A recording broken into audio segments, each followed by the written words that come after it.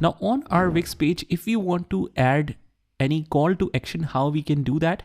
And you obviously guessed it right, because we add everything from add elements because it is our best friend. We can just click here and we can simply go and find the buttons right here. Now, if we scroll down, you will find how amazing it is.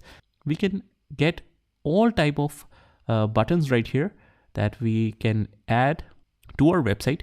Even get it from iTunes, pay now, something like that, buy now, as you see on different websites.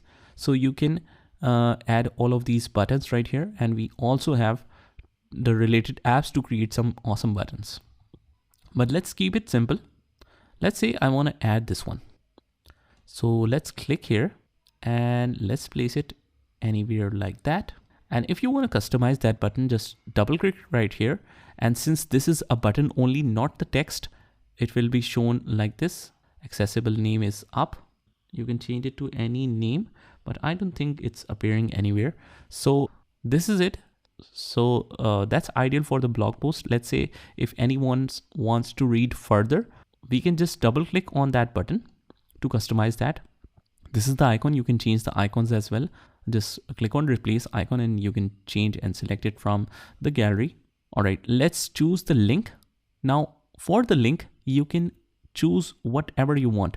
If you want to move to a specific page within our website, you can move that.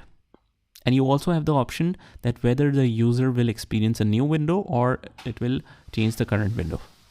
Now let's say that if you want to move it to a specific web address, for example, we want to move the user to a particular video on YouTube. So let's write www.youtube.com. You can paste your link of the video where they experience that vlog of yours. So here's how you choose it and click on done. And as you can see, we have a lot of options that we can explore. We can add a phone number, we can add an email or a document, whatever. Let's click on done. Now let's say that if you want to change it to not only the icon, but the text and icon. So it will show something like that. And now it is showing this up option.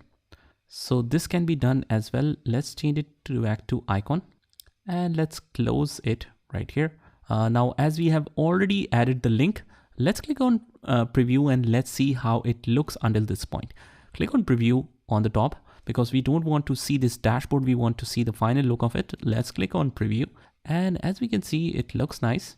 If we click on this button right here, it will take us to YouTube. So that's pretty much it, guys. I want you to follow until this point.